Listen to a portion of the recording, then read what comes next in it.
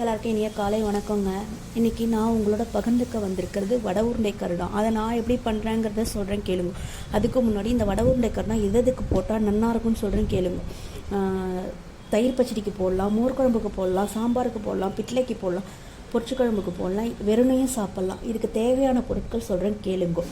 100 gram துவரம்பருப்பு, 100 gram உளுத்தம்பருப்பு, 50 gram கடலைப்பருப்பு, 50 கிராம் அரிசி, 2 டீஸ்பூன் தேங்காய், ஒரு சிட்டிகை பெருங்காயம், தேவையான அளவு உப்பு, 6 அல்லது 8 வட்ட மிளகா, ஒரு 1/4 லிட்டர் ஆயில். அவ்வளோதான் இதுக்கு தேவையான பொருட்கள்.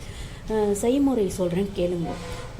ஒரு ஏனத்தை எடுத்துக்கோங்க. அதில் துவரம்பருப்பு, உளுத்தம்பருப்பு, கடலைப்பருப்பு, வட்ட மிளகா, அரிசி இது எல்லாத்தையும் போட்டு நல்லா 1 மணி நேரம் ஊற வச்சுருங்க. அதுக்கப்புறம் ஒரு வடிகட்டி எடுத்து இந்த சாமானெல்லாம் வடித்து எடுத்துட்டுருங்க. வடித்து எடுத்துட்டதுக்கப்புறம் தேங்காய் துருவல் 2 டீஸ்பூன், தேவையான அளவு உப்பு, இது பெருங்காயம், இது எல்லாத்தையும் மிக்சியில் போட்டு இந்த வடித்து வச்ச சாமான் இல்லாமல் மிக்சியில் போட்டு ஒரு கொரப்பாக அரைச்சி எடுத்துட்டுங்க. கொரப்பாக அரைச்சி எடுத்துட்டு இந்த 1/4 லிட்டர் ஆயிலை ஒரு இழுப்பச்சட்டியில் விட்டுண்டு அதுக்கப்புறம் இதை குட்டி குட்டியாக உருண்டையாக போட்டு இந்த வடை உருண்டை கடலான்னு எடுத்து வச்சுக்கோங்க. அதுக்கப்புறம் சாம்பார், மோர் குழம்பு, பிட்லை, பொரிச்சு குழம்பு இதெல்லாம் ஏதாவது இருந்ததுன்னா எல்லாத்தையும் கொதிக்க வச்சு இறக்கிய வச்சுட்டதுக்கப்புறம் இந்த வடை உருண்டை கடலானை போட்டு ஒரு கரையை வச்சோம்னா வடை உருண்டை கடலை உடையாமல் ரொம்ப நல்லாயிருக்கும்.